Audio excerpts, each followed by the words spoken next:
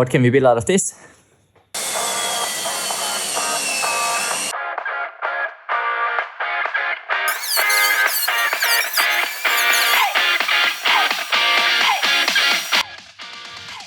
Let's do it.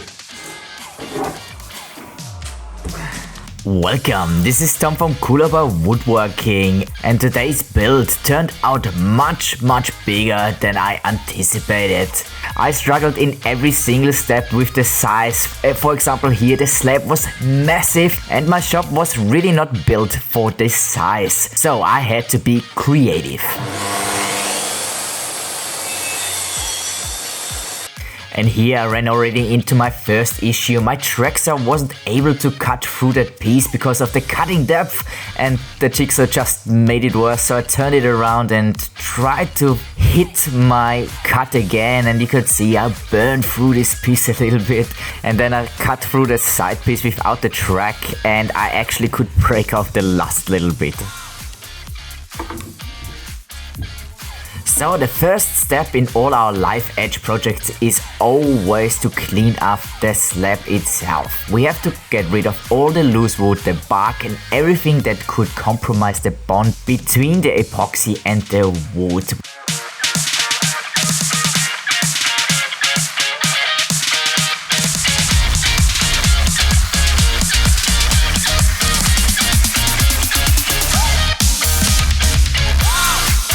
A good indication of a dryness of a slab is if the bark comes off quite easily. Now we have to address this edge I cut off. We can't have a straight edge like this in our river because that would just look unnatural and weird. So I'm shaping here a little bit of a live edge first with the jigsaw, and then I go in with a carving disc and try to make it look as natural as possible.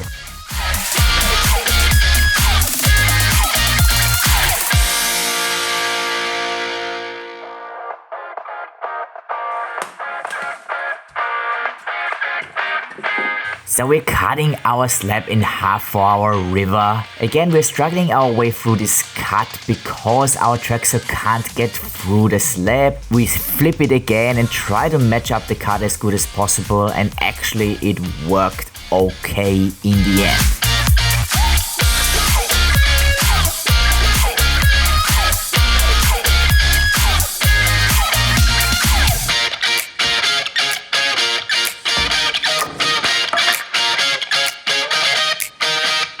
Well, sometimes it would be really good to have a second person there, but that's the problem with a one-man shop.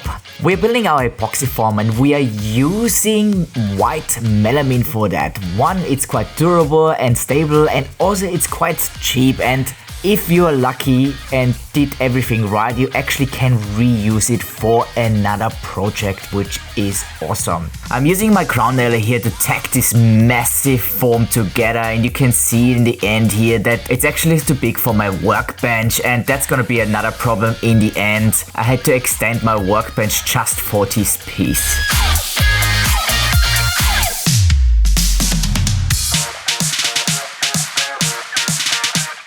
The next step in our form build is to seal the edges and corners with silicone. I'm using silicone because I have better experience with it than cork. It just seals a little better and it's easier to use. After this step, our form is done and we have to get it out of the way. This thing is absolutely massive. Fortunately, I have my workbenches designed so they're mostly the same height, so I'm just shuffling it over to where I'm gonna do the pour. I need to do this because I need my workbench back to work on other projects while this is curing. And the next problem we have there, this spot was too small as well, but I made it work with one of my sawhorses. I made it exactly level with a little bit of shims. Well, DIY, it's not pretty, but it works. The next step I usually forget to record, it's applying the mold release to the mold. I'm using here a spray that works really well. It's important though that you cover your slabs somehow with some kind of plastic so that there's no mold release from this spray flying around in your shop and settling onto your slabs. I will also link all the products that I'm using in this build in the description below. Now we are moving on to our next step, which stage is calculating the epoxy. I'm not gonna go too much in detail into this process because I have a full video out on my channel where I explain exactly how I calculate the volume of epoxy so that you don't waste anything. In this build we are doing a 2-stage pour. For the first layer we will be using a cobalt blue pigment and the second layer is crystal clear. The client and I decided to do this together because you can still then see the live edge and it's gonna look amazingly.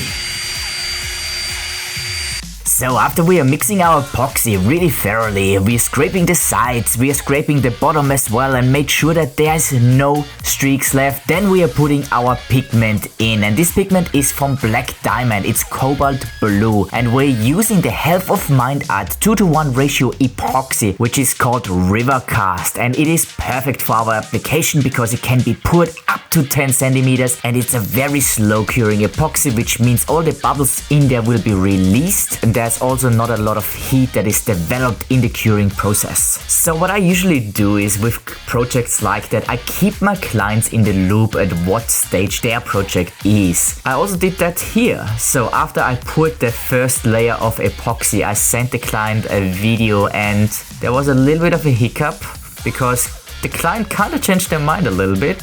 So it went kind of like that.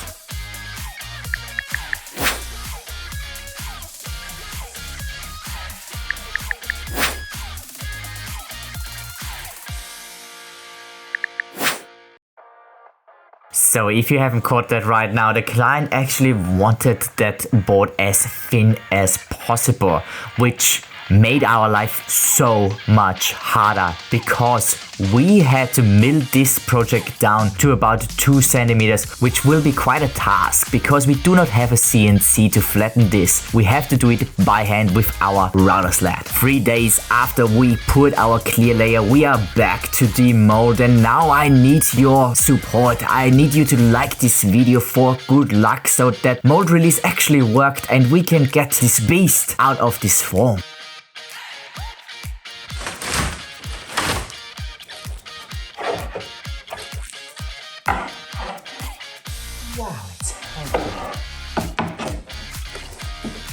I always love the sound of releasing epoxy, and now we have a little bit of a preview how that board is gonna look, and I'm super amazed how it's turning out so far, but this thing got heavy. I hope you like watching me struggle through this build and maneuvering this massive board through my little shop.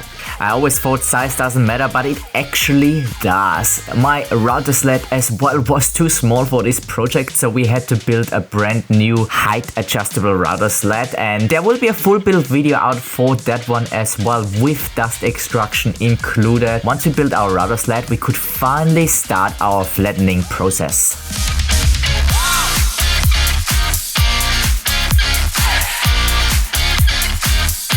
Okay guys, so I left this project for a day or so, and it's really hot today, and the whole thing started whopping on me like crazy. You just saw that in the video. So now I have to figure out how to get that flat again, and so I can keep continuing flattening it because I need to pour and I need to deliver it by end of this week. So I need to do another deep pour, which means 3 days, and then another 24 hours for the finishing process. So it's just, it's gonna be tight. So yeah, this has to be done. This is a really big issue right now. So what I'm trying to do is I'm gonna try to screw on the melamine and then glue with hot glue and super glue the board to the melamine. And hopefully that force will keep it down, and then I can keep continuing flattening it and then get that stuff off here, like just the excess. And then we leave it overnight, we make it wet, and I hope the warping is gonna be gone after that. It's not pretty, but it works. Shimming everything, so this is perfectly flat now. And there's our monster to keep it down. Went all the way down. This will be cut off anyway. So interesting. So we actually had to screw down one corner because the force of the warp was so big that the hot glue couldn't keep up and couldn't keep it down. And because there's absolutely no value in it, I let you enjoy me taking out this screw.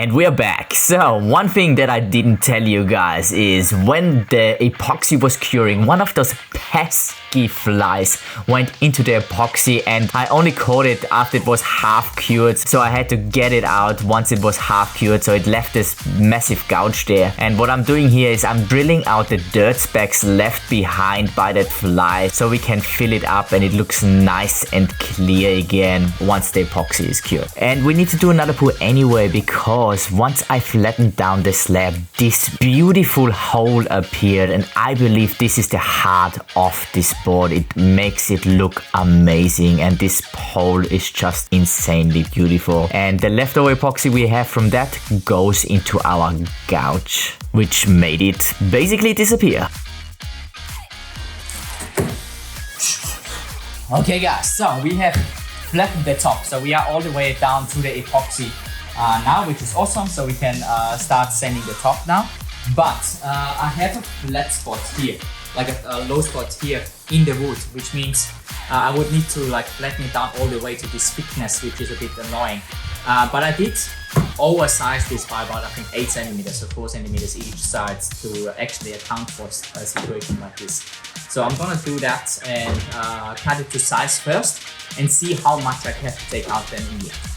And we're back with some track saw action. This time we are struggling much less with the depth. We can cut through it in one go. And I also got a second track here so that I can accommodate the length of the cut. And it is 100% accurate and straight so that we have a perfect finish. And next, finally, we can move on to our sanding process, which is a ton of work. So I was sanding for about 3 days straight with our Bosch GET 150. We started with 80 grit and the turbo mode to get out all the router mark. I keep cleaning my sanding paper with this sanding rubber, which prolongs the life of your sandpaper. So that's a great tip if you don't want to change your sandpaper, especially with epoxy. We keep filling up all those imperfections with CA glue, and with our activator it cures extremely quickly so we can sand right away. If you have a hole that is a bit deeper, then just put in CA glue, little activator, and layer the CA glue on top of each other so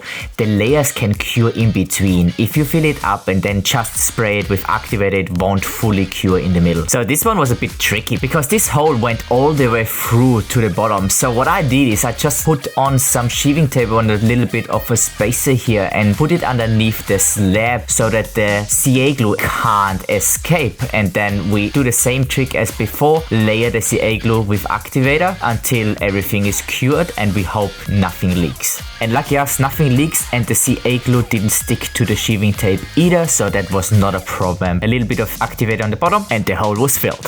And finally, we can move on to the finish sanding. We're going through the grid 120 and then 180 before we put on our first layer of finish. We will be using Rubio Monocoat 2C and applying 2 coats for the perfect finish. The reason we are doing this right now is 1. We have sanded the wood to 180 grit, which is the recommended maximum for the Rubio Monocoat. 2. We will have to polish the epoxy to a glass clear finish, and there is always a little bit of an overlap between the epoxy and the wood then has real troubles to actually absorb the oil once it goes to those higher grits. And this also will give us a more even and better finish in the end. The process of Rubio Monaco is super simple. You just mix it in a cup, then spread it around with one of those squeegees. What I do again is buff it in with my buffer and then wipe off as much as possible after the 5 minutes. Rubio says you can't wipe too much off, but you can leave too much on.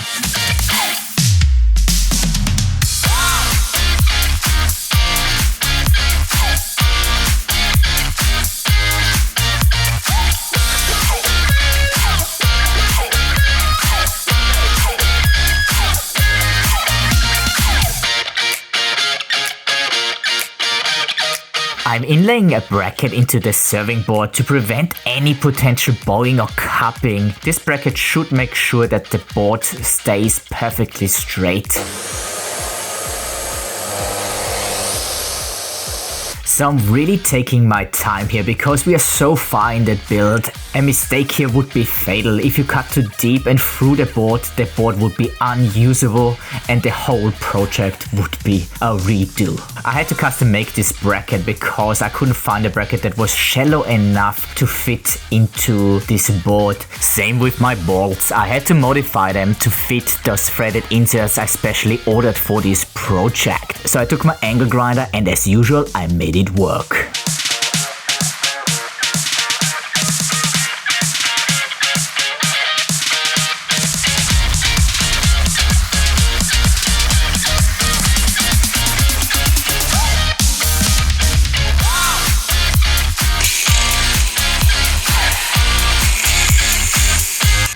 Because of the size and the potential mobility of this massive serving board, I wanted to have adjustable legs on it to ensure stability even on uneven surfaces. I was doing that by using threaded inserts, and then I purchased some height adjustable legs from Bunnings and we just cut them to size so they fit.